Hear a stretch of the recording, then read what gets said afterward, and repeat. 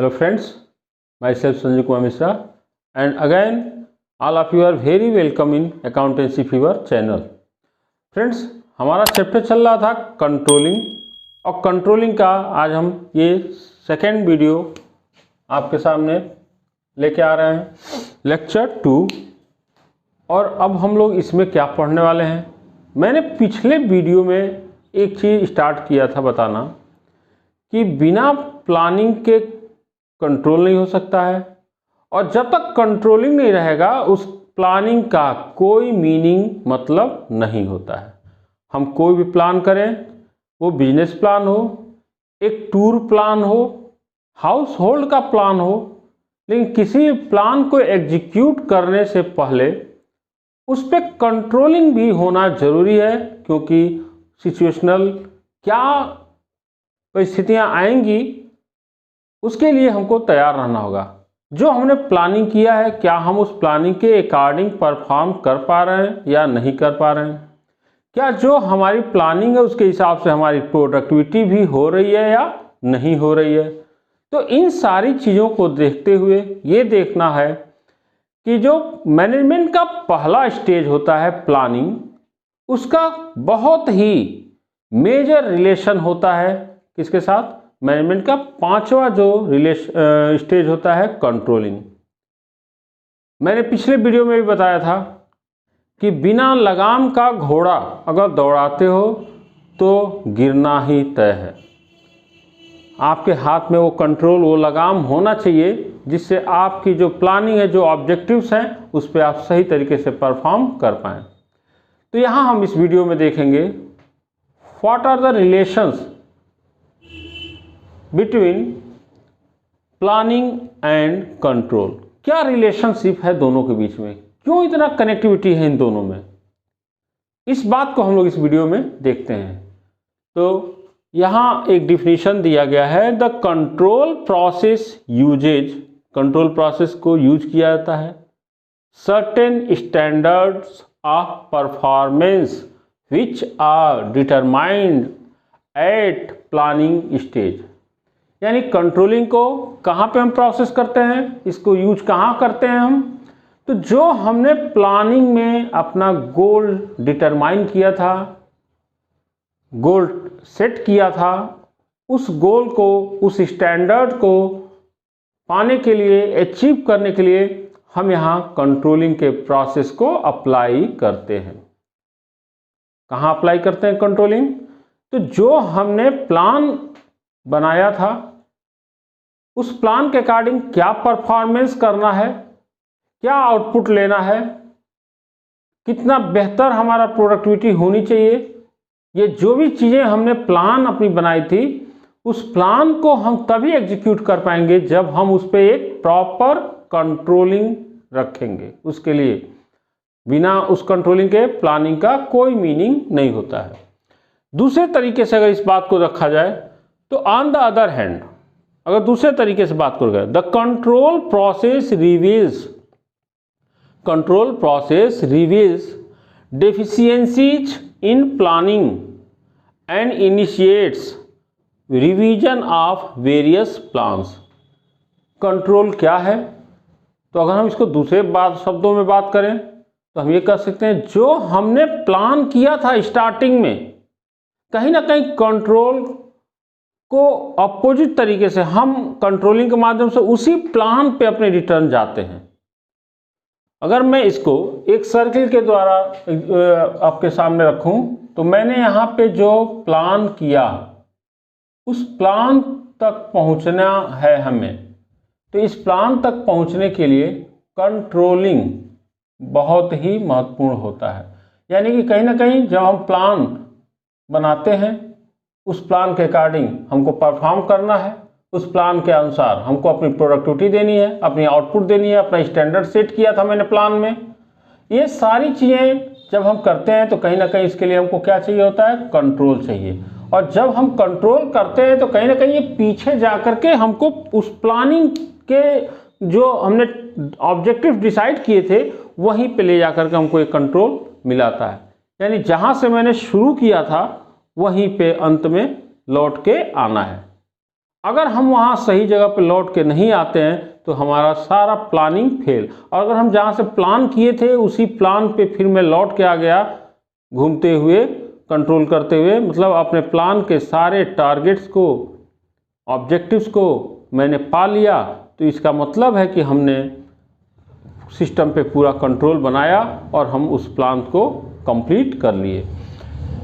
Steps in control, आखिर ये कैसे पॉसिबल होगा? जो भी हमने प्लान बनाया उस प्लान को एग्जीक्यूट करने में कंट्रोल का जो हाथ होता है, कैसे हम उस कंट्रोल को यूज करते हैं? अपने प्लानिंग के हिसाब से जो हमने अपना स्टैंडर्ड एक सेट किया था, जो हमने अपनी प्रोडक्टिविटी के बारे में आइडेंटिफाई किया था कि हमें ये प्रोडक्ट चाहिए, इस प्रोडक्ट की इतनी स्टैंडर्ड होनी चाहिए, जो हमने अपना स्टैंडर्ड सेट किया था, क्या हम उस स्टैंडर्ड के हिसाब से परफॉर्म कर पा रहे हैं या नहीं कर पा रहे हैं? उस परफॉर्मेंस को देखना, फिर उस परफॉर्मेंस को अपने उस जो हमने डिसाइड किया था, डिटरमाइन किया था ऑब्जेक्टिव्स, उसके साथ उसको कंपेयर करेंगे। और अगर कंपेयर करने में कहीं हमारे परफॉर्मेंस में लीकेज है, कहीं हमारी परफॉर्मेंस बेहतर नहीं है, कुछ कमी है, तो फिर हम उसमें करेक्टिव एक्शंस लेते हैं। यानी क्या करें, वो कौन सी गलतियां हो रही हैं जिससे हम अपने प्लानिंग के हिसाब से एग्जीक्यूट नहीं कर पा रहे हैं, तो वहाँ पे हम करेक्टिव एक्शंस लेना शुरू करते हैं। तो these are some steps in control. Control का क्या काम है? कंट्रोल कहाँ से शुरू करते हैं, ये कहाँ से काम करना शुरू करता है? जो हमने प्लानिंग बनाया उसके वहाँ से शुरू करें। यहाँ पे देखते हैं अगर, तो पहला हमारा कंट्रोल का स्टार्टअप है setting up of standards. Setting up of standards, जो हमारा आउटपुट होगा, जो हमारा प्रोडक्टिविटी होगा, जो हमने टारगेट बनाया है, वो टारगेट प्रोडक्ट से रिलेटेड, गुड्स एंड सर्विस से रिलेटेड होगा। जो भी आउटपुट हमारा होगा, जो भी हमने एक अपना स्टैंडर्ड प्लान बनाया है, उस प्लान के हिसाब से हम अपना एक स्टैंडर्ड सेट करते हैं।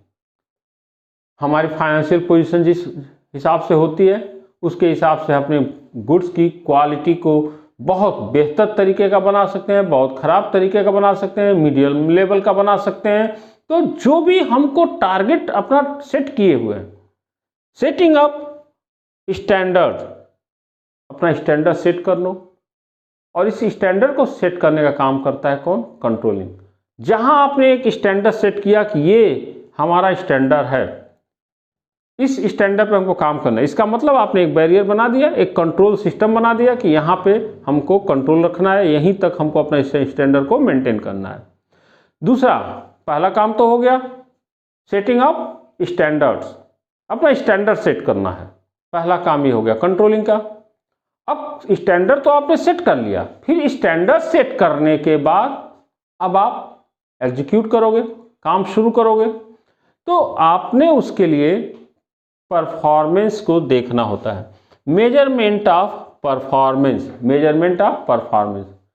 अब उस प्लान को, उस ऑब्जेक्टिव्स को अचीव करने के लिए जो आपने एम्प्लॉइज, सबऑर्डिनेट्स लगा रखे हैं काम पे, उनका समय समय पे क्या करना होगा? मेजरमेंट करना होगा, उनके काम का वैल्यूएशन करना होगा, किसका परफॉर्मेंस किस लेवल का हो रहा है, क्या हम उस परफॉर्मेंस के अकॉर्डिंग अपने उस टारगेट पे, अपने उस स्टैंडर्ड को हम अचीव कर पाएंगे। यानी यहाँ पे हम काम करते हैं मेजरमेंट ऑफ परफॉर्मेंस, यानी that is the second stage, second step of controlling. First step is setting up standard, second step is measurement of performance. हम जो काम कर रहे हैं, क्या वो परफॉर्मेंस इस लेवल का है कि हम अपने उस सेट किए हुए स्टैंडर्ड को अचीव कर पाएँ। थर्ड पॉइंट होता है हमारा comparing performance with standard, comparing performance with standard. ये जो हमने परफॉर्म कर रखा है या किया है या परफॉर्मेंस कर रहे हैं, आउटपुट निकाल रहे हैं, तो जो हम परफॉर्मेंस कर रहे हैं उसका हम कंपेयर करते हैं किसके साथ, अपना जो स्टैंडर्ड हमने सेट किया हुआ है। कंपेयर करेंगे किसका, अपने परफॉर्मेंस का, किसके साथ, जो हमने स्टैंडर्ड सेट किया है उसके साथ। और जब हम ये कंपेयर करते हैं तो हमें वो डेफिशिएंसीज मालूम हो जाती हैं कि क्या कमियां हैं, कितनी कमियां हैं, क्या हम इसको कंट्रोल कर पाएंगे, क्या हम इन कमियों को दूर कर पाएंगे। और अगर लगता है कि हम दूर कर पाएंगे, अगर लगता है कि हम अपने परफॉर्मेंस के अकॉर्डिंग काम कर पाएंगे, अपने स्टैंडर्ड जो हमने सेट किया है वहाँ पे हम पहुँच पाएंगे, तब तो ठीक है। अगर नहीं लगता है कि हम नहीं कर पाएंगे, तो वहाँ पे फोर्थ स्टेप जो होता है वो होता है टेकिंग करेक्टिव एक्शन। यानी अपने परफॉर्मेंस को करेक्ट करने के लिए हमको जो भी डिसीजंस लेना होता है, यहाँ डिसीजन मेकिंग का काम करता है कौन, कंट्रोलिंग। यानी अगर कुछ करेक्शन करने लायक है अपने परफॉर्मेंस को सही करने के लिए, तो हम यहाँ पे कंट्रोलिंग का ही लास्ट स्टेप होता है करेक्टिव एक्शन। यानी करेक्ट एक्शन लेना कि कैसे हम कौन सा एक्शन लें जिससे हमारा परफॉर्मेंस सही हो जाए, और जैसे ही परफॉर्मेंस सही होगा हमारा आउटपुट या जो हमने स्टैंडर्ड सेट किया है वो अचीव हो जाए। ये सारे 4 स्टेप्स आपके हैं कंट्रोलिंग के। और फाइनली हम लास्ट में अब इसके हिसाब से क्या लेते हैं, फीडबैक लेते हैं। फिर एक बार देखते हैं कि क्या अब जो हमने करेक्टिव एक्शन लिया है उसके बाद हमारे परफॉर्मेंस में कुछ चेंज हुआ है क्या। अभी जो चेंज हुआ है परफॉर्मेंस में, उस चेंज के ग्राउंड के आधार पर बात करें तो क्या अब हम अपने स्टैंडर्ड को अचीव कर पाएंगे जो हमने स्टैंडर्ड सेट किया है। तो फ्रेंड्स यहाँ पे हमने कंपेयर किया, प्लानिंग और रिलेशन के बीच में कंपेयर भी हुआ, और इन दोनों का जो सबसे बड़ा चीज़ है कि ये दोनों एक दूसरे के पूरक हैं, कॉम्प्लीमेंट्री हैं। ये एक दूसरे के सप्लीमेंट्री हैं, कॉम्प्लीमेंट्री हैं। बिना कंट्रोलिंग का कोई प्लानिंग एग्जीक्यूट नहीं हो पाएगा, और बिना प्लानिंग के आप कंट्रोल किस चीज़ का करोगे। जब कोई आपका ऑब्जेक्ट ही नहीं है तो आप कंट्रोल करने का कोई मीनिंग नहीं होता है। और अगर आपने ऑब्जेक्ट बनाया है, जैसे आप स्टूडेंट्स ने तय कर लिया कि हमें बोर्ड के एग्जाम में इतने मार्क्स लाने हैं, आपने अपना स्टैंडर्ड सेट कर लिया। अब वो जो स्टैंडर्ड सेट किए हो उसके लिए आप तय करोगे कि हम परफॉर्म कितना कर रहे हैं। यानी परफॉर्म करने के लिए आपने जो टाइम शेड्यूल बनाया होगा कि इस टाइम पे इतने आवर इस सब्जेक्ट को पढ़ना है, तो ये परफॉर्मेंस हो गया। अब आपको लगता है कि नहीं, मेरा जो परफॉर्मेंस है, जो मैं इस पे टाइम दे रहा हूँ, उसके हिसाब से मैंने जो टारगेट सेट किया है, जो नंबर मुझे लाना है, उस नंबर पे मैं नहीं पहुँच पाऊँगा।